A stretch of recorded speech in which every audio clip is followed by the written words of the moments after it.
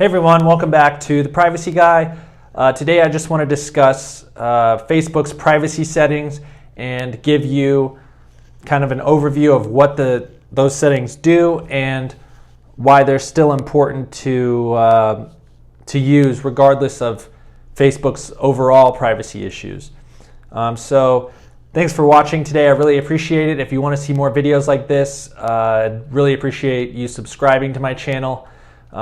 It means a lot. I'm trying to grow a following, and your subscription means a ton. So without further ado, let's go ahead and get into it. So Facebook privacy settings, kind of what are they and how should you assemble those settings so that you put yourself in the safest, most private version of Facebook that you possibly can.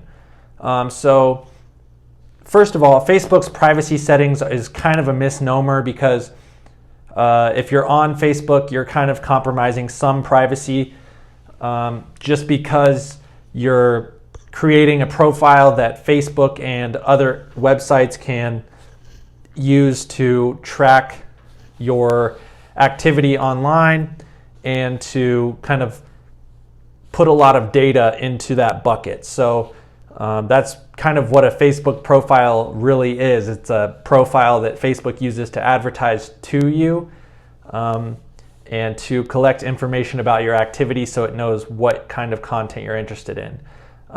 The privacy settings on Facebook don't make Facebook, the platform, any more private. What they do is they limit your friends and other people on Facebook. They limit their abilities to view the information that you post on your profile and limit what types of posts that people see from you and what they're able to access and what is hidden. So first, before I get into those settings, I would just say that if you're concerned about Facebook itself collecting your information or tracking you, changing your privacy settings isn't going to do anything there. So the only real solution to that concern is just getting off of Facebook completely. And that might be kind of tough for some people, but if you're truly concerned about your privacy, there's not really much you can do to change the way Facebook, collects information about you and its other users. I will say that the most important Facebook privacy setting that you can probably use that I think probably gets overlooked quite a bit is just limiting who can see your posts on your timeline. I know a lot of people that I'm friends with on Facebook have public profiles, which kind of means that if I'm not friends with them and let's say I search for them on Facebook and find their profile, I can just go to their page, their profile, and see all the information that they've added. I can see their work history, I can see their education history, and then on their timeline, I can see all the photos they've posted, all the status updates they've created, all the articles they've shared. And I think that if you're on Facebook, it's not necessarily the best idea to share all of this stuff with whoever wants to find it.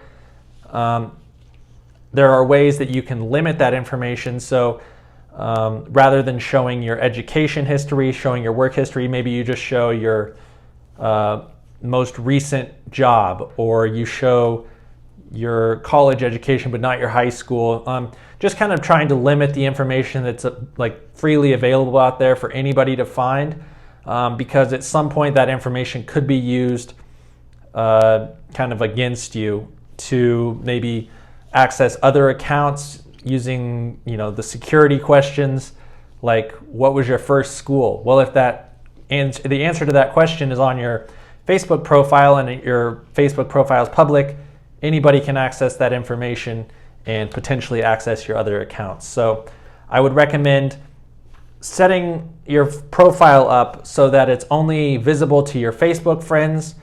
Don't share your education and work history with everybody. That just provides unnecessary information that is not even really useful to them. And then next up would be to protect your post on your timeline from certain people. So let's say you share a lot of like political news, or you like to comment on controversial stories or whatever.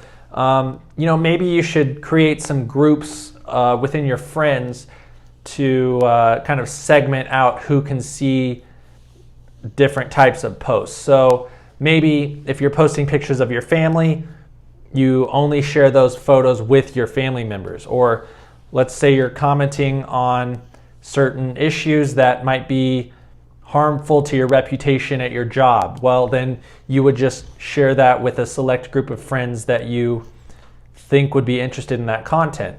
And what this does is it prevents damage from information you put out there simply by keeping it private from the people that would find it offensive or damaging or whatever it may be.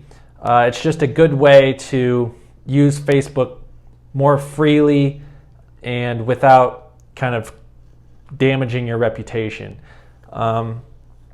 So there are a bunch of limits as far as who can see what kinds of content that you can change, which I think is probably the largest privacy